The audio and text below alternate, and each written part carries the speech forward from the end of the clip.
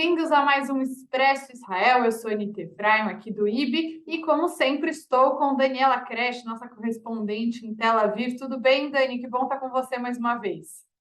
Bom para mim também, muito bom.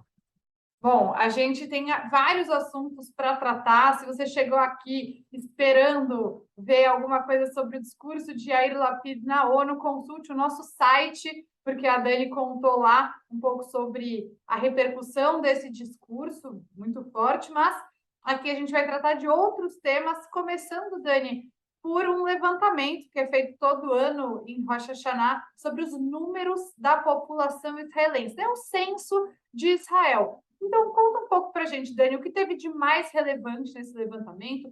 Quantas pessoas vivem em Israel hoje, né, com a população de Israel? Quantos são judeus em Israel? E qual o perfil também de quem é judeu, né? Isso também está mudando ao longo do tempo. Sim, certamente.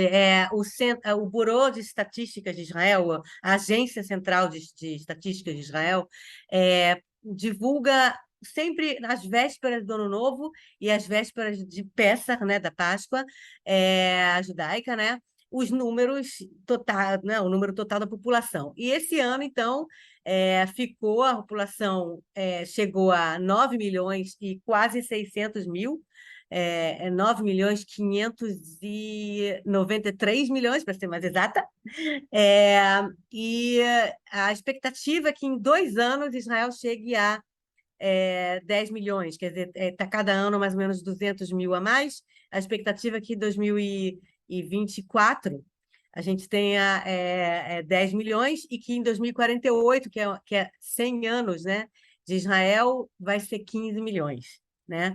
E desses 10 milhões, quase 9.600, 9 milhões e 600, um em cada quatro não é judeu, quer dizer, 3 em cada 4 são judeus e um em cada 4 não é. Quer dizer, a população judaica é 74% da população do país, e um percentual que, na verdade, não está mudando, não muda há muitos anos. Quer dizer, ele talvez tenha caído um pouquinho de 75 para 74, mas não tem uma mudança muito grande, porque o crescimento populacional entre os judeus é muito parecido ao crescimento populacional entre os árabes, né? Então, você tem os árabes israelenses, que é a grande minoria de Israel, com 21% da população, né? Os árabes em Israel hoje são 2 milhões, um pouquinho mais de 2 milhões de pessoas, que é 21%. Aumentou, talvez, nas últimas décadas, de 20 para 21, né? Quer dizer, então, na verdade, tem aí um pouquinho mais de aumento proporcional de árabes em Israel, mas não muito, né? E você tem, para completar, né, 74% de judeus, 21% de árabes e 5%, que são mais ou menos 500 mil, 498 mil, que não são nem árabes e nem judeus. Quer dizer, você lembrando que árabe não é religião, né? É uma etnia. Então, árabe, você tem entre a população árabe, árabes muçulmanos e árabes cristãos. Mas, no caso, esses 5% não são árabes. Em geral, são cristãos que não são árabes, ou trabalhadores estrangeiros, ou cristãos que moram em Jerusalém, em todos os locais sagrados, né? Quer dizer, então, você tem uma população aí de 5% não árabes e nem judeus, né? Entre a coisa mais interessante, eu acho que é na população judaica de 74%, desses 74%, quantos se consideram seculares e quantos se consideram religiosos, né? Eu me lembro que acho que algumas décadas atrás era a maioria, os seculares eram maioria, 60%, por aí. Mas agora não, os seculares são 45,3%, que as pessoas que se consideram seculares, se dizem seculares, quer dizer, que não, enfim, que andam de carro no Shabat, né? Que não comem kasher, ou comem kasher às vezes não, né? Viajam nos fins de semana, pessoas que não mantêm as tradições judaicas ao pé da letra, né? São seculares, ou pessoas até que nem acreditam numa divindade ou algo assim, é 45,3%.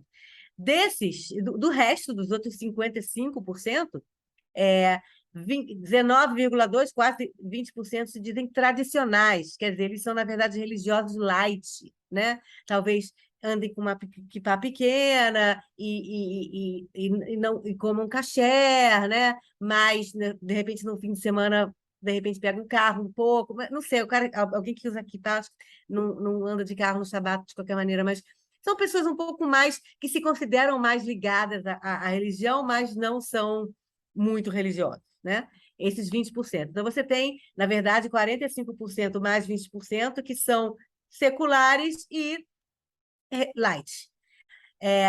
Depois você tem 13,9%, 14%, que são religiosos tradicionais, que são de Masoratim, tradicionais, que são religiosos que já são mais praticantes, né? Já tentam seguir quase todas as regras, ou todas as regras, né? Usam uma kippah um pouco maior, né? Usam tzitzit, né? Que é aquela roupa, aquele roupa que você usa embaixo, né? Da sua roupa, Que tem os com os nozinhos pontinhos, na ponta. com os nozinhos e tal, não sei o quê. Então, esses são considerados, esses são 13,9%. E você tem os outros 20%, sendo que 10% são religiosos é, é, é, tradicionais. Peraí, deixa eu ver se está certo. 45%, 19,2% tradicionais, mas não muito praticantes. 13,9% são religiosos tradicionais, um pouquinho mais praticantes. 10% são religiosos mesmo, que são pessoas que realmente vão todo o fim de semana, todo o Shabat para a sinagoga, praticam todas as mitzvot, né? Vivem a vida De de acordo com a acordo com a lei Allahá, né? Com as leis judaica, com a judaicas. Halachá. E você tem mais 10% que são Haredim, que são ultra-ortodoxos, que são aqueles que usam, né, que tem as Peiot, peiotes, né, que a gente o chama, chapéu e usam grande. aqueles chapéus tradicionais, que de repente às vezes usam aquela roupa do século XVIII, né, que moram em Mea Shearim, que usam umas roupas esquisitas, que não usam telefone celular, não vê televisão. Quer dizer, esses daí são realmente religiosos extremistas, né, no sentido da religião, da fé. Não, o mundo moderno está fora do dia a dia deles, né? Então você tem aí uma progressão, né? Mas se a gente juntar, resumir, então você tem 45% de seculares e 55% de religiosos, com uma progressão de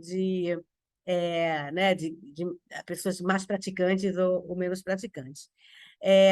E outra coisa interessante é que esse ano chegaram em Israel 60 mil novos imigrantes, 59 mil, que é quase o dobro de um ano normal dos últimos anos. E por que isso? Por causa de uma imigração maciça de ucranianos e russos, judeus ucranianos e russos, por causa da guerra da Faz Ucrânia. todo sentido mesmo, é muita gente. E Dani, você falou um pouco sobre os religiosos. Mudou? O número de religiosos cresceu nos últimos tempos? Cresceu. Todos esses números de religiosos, como eu falei, antigamente você tinha 60% de seculares, então agora você tem 45% de seculares. Então, isso quer dizer que toda parte dos religiosos está crescendo. Por exemplo, Haredim, que são os ultra-ortodoxos, eu me lembro quando ainda era 7%, 8%, agora já está mais de 10%. Quer dizer, então, está tudo aumentando 1 ou 2 pontos percentuais, né, no caminho de uma religiosidade maior, de mais pessoas religiosas. Por quê? Não principalmente porque as pessoas estão se tornando mais religiosas, né? Porque os religiosos em geral têm mais filhos, né? A gente tem os seculares vão ter, sei lá, até mais filhos do que na União Europeia, sei lá, 2, 3 filhos, mas os religiosos, às vezes, principalmente os ultra-ortodoxos, mas também os religiosos mais religiosos, vão ter 6, 7, até 10 filhos, entendeu? Então realmente você tem um aumento aí. Agora, tem que levar isso um pouco pensar um pouco melhor esses dados, porque são pessoas que elas estão se definindo, às vezes não estão se definindo direito, né? Às vezes elas se acham uma coisa, mas na verdade elas não fazem. O cara que é religioso diz, sou religioso, mas vai lá comer um cheeseburger, entendeu? Quer dizer, às vezes não é exatamente isso, quer dizer, nesse caso, não é exatamente um senso muito profundo, é uma pergunta que está fazendo para a pessoa que a gente nem sabe se realmente a resposta é inconscientemente correto, né? E a gente também tem que levar em consideração que muitos dos ultra-ortodoxos podem até responder, sou ultra-ortodoxo, sou de família ultra-ortodoxa, mas muitos ultra-ortodoxos fazem o que a gente chama de Lahzov Teshuvah, né? Se tornam menos religiosos, né? Vão, pelo menos por algum tempo, tentam fazer parte da vida moderna. Muitos, digamos que um casal de ultra-ortodoxos tenha 10 filhos, vai ter pelo menos 2 ou 3 que vão sair, que vão deixar a religião e vão tentar participar da vida mais nacional, digamos assim, né? Continuando talvez a ser um pouco mais religioso, mas não ultra-ortodoxo. Então, esses números eles são uma base, né? E realmente há um aumento do número de religiosos, mas a gente tem que ainda estudar um pouco melhor esses números. Uhum. E, Dani, bom, acho que é bem interessante para a gente entender o que está acontecendo na sociedade israelense, como Israel está se transformando. Acho que ter números é sempre muito importante. Fica aqui também a lembrança de que no Brasil a gente já está há 12 anos sem censo, né? Esse ano está acontecendo o recenseamento, a coleta de dados, mas foram 12 anos sem censo, e isso é muito ruim, até porque as políticas públicas de um Estado são formuladas a partir desse tipo de informação, né? Então, fica essa observação. E partindo para o nosso segundo tema, Dani, a gente sabe, como você falou um pouquinho aí, como a guerra da Ucrânia levou a uma massiva imigração, e a guerra da Ucrânia, na verdade, ela tem mexido com todo o cenário geopolítico e, de certa forma, agora também com um conflito no Oriente Médio entre Israel e Líbano, pelo motivo mais, talvez, sensível que está afetando os outros países afora dessa guerra, que é a energia, que é o gás natural. Então, explica um pouquinho para a gente por que Israel e Líbano estão aí num momento de tensão. O que o gás natural tem a ver com isso? Pois é, essa questão do gás, né, é quase um dominó, né? No momento em que a Rússia, né, declarou a guerra e a Europa está tentando deixar de comprar, de ser dependente da Rússia para o gás, né? Eu não sei se está conseguindo muito, se é mais bravata do que verdade, mas, por exemplo, Israel, com a ajuda da Turquia, aliás, é um dos motivos que a Turquia se reaproximou de Israel nos últimos tempos. Inclusive, houve na Assembleia Geral da ONU o primeiro encontro entre o Lapid e o Erdogan. Quer dizer, houve o primeiro encontro realmente de alta cúpula entre os líderes de Israel e Líbano em décadas, 15 anos. Quer dizer, então, a Turquia está se reaproximando justamente por causa disso que eu vou contar agora, que o fato de que Israel descobriu, há mais ou menos umas 2 décadas, um grande reservatório de gás às margens no Mar Mediterrâneo, né? mais para o norte, né? São vários reservatórios, alguns deles já estão sendo já estão sendo escavados, já extraída, o gás já está sendo extraído e já está sendo usado pela economia israelense, mas tem alguns que ainda não começaram, a extração ainda não começou. E tem um deles, que é chamado Karish, Karish em hebraico quer dizer tubarão, né? Os nomes são assim, tem um baleia, outro é tubarão, outra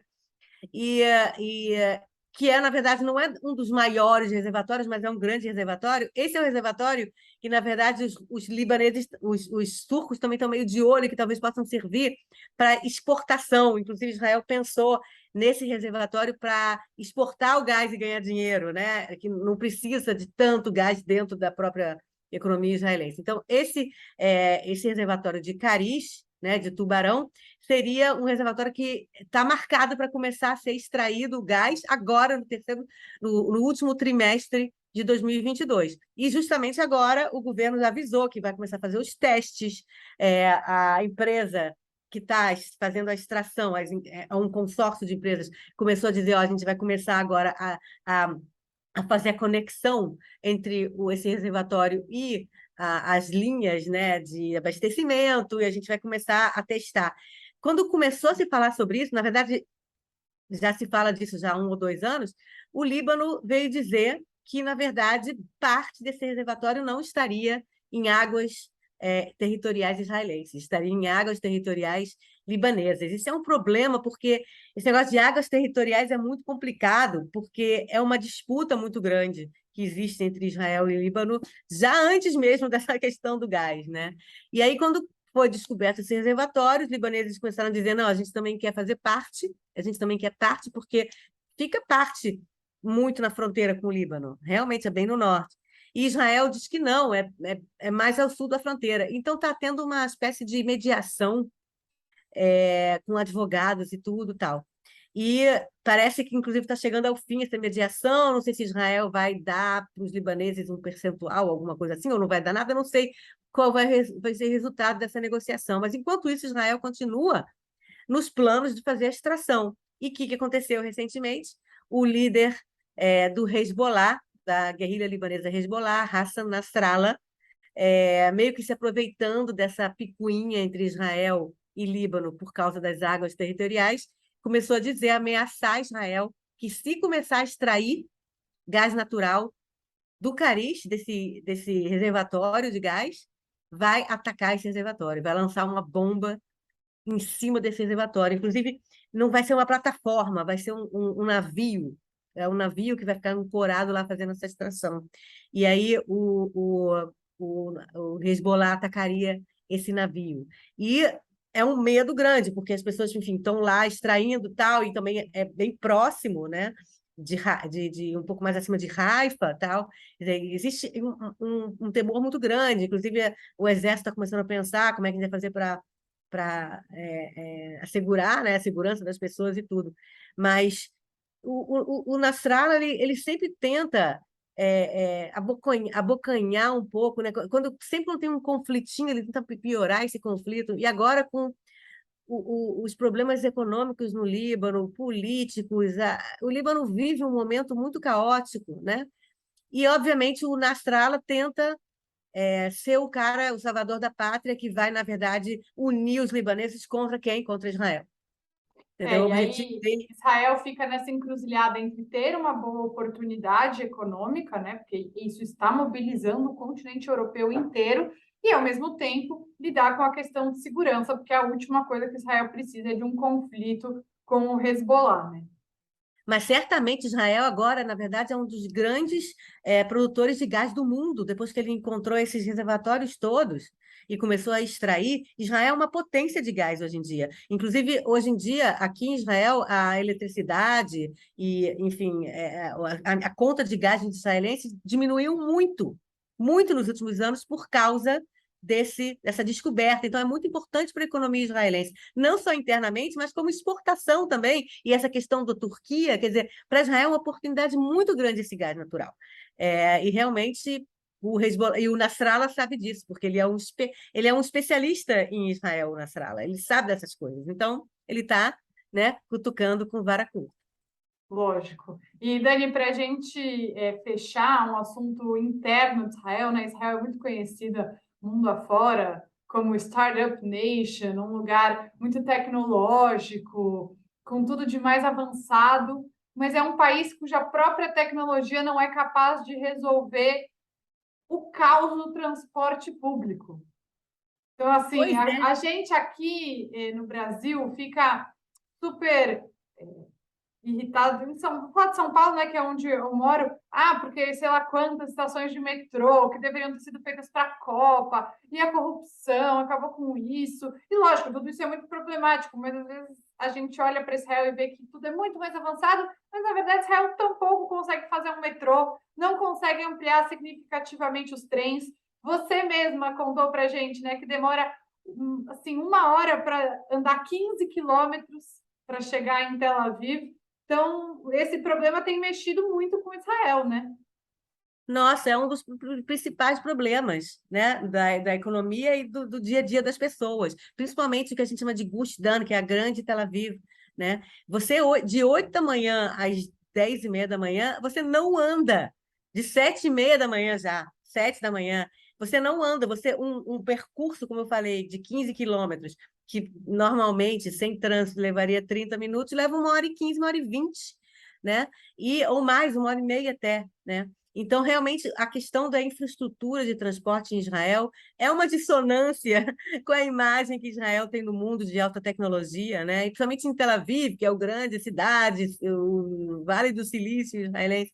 O caos no transporte público é muito grande. Israel não tem muitas linhas de ônibus eficientes, não tem metrô. Metrô em Tel Aviv tá sendo construído agora, ainda só atrasa, ainda não está funcionando, e são poucas linhas, sendo que partes vai ser em cima, vai ser uma espécie de VLT, não vai ser nem embaixo da terra. Jerusalém não tem metrô, não tem metrô em lugar nenhum de Israel. O trem só tem uma cruza de Israel de norte a sul. Tem poucas linhas que cruzam né, perpendicularmente, né? Quer dizer, de um lado para o outro é só mais de norte a sul, e o trem fica cheíssimo, fica lotado nas horas do rush. Quer dizer, está cada vez pior para as pessoas saírem de casa trabalhar. Até a questão da pandemia melhorou um pouco isso, porque as pessoas começaram a trabalhar mais de casa, e muitas empresas, inclusive, estão realmente incentivando seus funcionários a trabalharem 2, 3 vezes por semana de casa, também por causa do trânsito, porque é muito perda de dinheiro. Cada hora que você perde é menos hora que está sendo produzida coisa no país. E agora essa questão do trânsito voltou para as manchetes, né, por causa de um incidente terrível que aconteceu na principal via de entrada de Tel Aviv, como se fosse a marginal, uma das marginais, né, que tem em São Paulo, do Tietê, Pinheiros, não sei o quê. Aqui tem uma grande marginal que cruza Tel Aviv de norte a sul, e as pessoas vão entrando na cidade. E essa marginal, essa grande estrada, foi fechada mais de 10 quilômetros, porque houve um buraco, abriu um buraco sem mais nem menos, de repente. Inclusive ontem, apareceu um vídeo mostrando o momento que esse buraco simplesmente cedeu, né? A estrada cedeu, e estava passando um carro em cima. Eu não sabia disso, eu achei que ninguém tinha passado. Não, dá para ver na imagem, estava passando um carro assim, e o carro voa. O buraco começa a ceder, o carro passa e cai um pouquinho e voa para cima. A sorte, eu não sei se eu tivesse, se eu fosse motorista desse carro, eu tinha morrido de ataque do coração depois disso. E logo em seguida tiveram que fechar. Por quê? Porque esse buraco, esse sumidouro, que você diria, né, um nome, na verdade, técnico, é por causa e que tem acontecido muito em muitos lugares de Israel, é porque tem muitas construções de arranha-céus. Ao mesmo tempo que você tem esse problema do transporte, você tem Tel Aviv inteira com construções de arranha-céus para tentar ver se constrói mais casas e diminui o preço dos apartamentos. Então, arranha-céus surgindo. E tem um arranha-céu que vai ser o mais alto de Tel Aviv, que vai ser um prédio em espiral, que a construção, o que acontece? Eles vão Escavando. perfurando para construir sei lá, estacionamentos, fazer a base do prédio embaixo, e aí vai entrando água Vai e corroendo o vai solo. corroendo o solo por baixo, e abre um buraco desse no meio da estrada, do lado do lugar né, Uhum. onde está E ao sendo mesmo construído. tempo, você está aumentando, projetando aumentar o número de pessoas que precisam chegar até o centro de Tel Aviv sem dar vazão para o transporte até Tel Aviv. Imagina esse prédio enorme, e não vai. Como é que as pessoas vão conseguir chegar nesse prédio depois que ele for construído? Isso se não cair, porque a terra vai ceder. E esses buracos, a gente em hebraico chama bolan, né? São sumidouros, são buracos que a terra cede, já não é novidade, já aconteceu recentemente de uma piscina. Abriu um buraco embaixo da piscina, sugou um cara de 30 anos que morreu agora, nesse verão, no meio de uma piscina privada. As pessoas estavam lá numa festa, de repente abriu um buraco no chão. Por quê? Porque os caras botaram uma piscina pré-fabricada, não sei o quê, do lado tinha uma construção, foi entrando a água, não sei o quê, pum. O cara morreu lá, foi sugado pelo coisa. Teve um outro também, uma mulher, acho que também nos arredores de Tel Aviv, de repente ela chegou em casa, tinha um buraco no meio da sala dela. E ela já tinha escutado que estava uma coisa esquisita. Por acaso ela não estava em casa naquele momento, na frente da televisão. É muito engraçado. Você vê assim, o sofá, um buraco, a televisão, e do lado uma construção enorme. E ela já tinha falado para os caras da construção: tem alguma coisa acontecendo, vocês constroem e a casa toda chacoalha. Quer dizer, então você tem dois problemas aí de infraestrutura que Israel, a grande Startup Nation não consegue resolver, que é o transporte público e o grande número de construções a toque de caixa, que levam a esse tipo de problema. Realmente é muito difícil de entender. Tanta tecnologia e uma dificuldade de resolver problemas que, em teoria, são simples, não obras simples, mas ideias simples e que já poderiam ter sido planejadas há muito tempo. Dani, acho que por essa semana é isso. Então, mais uma vez, para quem quiser saber mais sobre o discurso de Yair Lapid na ONU, e sobre a questão também da eleição, vá ao nosso site institutobrasilisrael.org e também as nossas redes sociais, que tem lá as análises, as informações e muito mais. Até semana que vem, gente. Obrigada. Tchau, até semana que vem.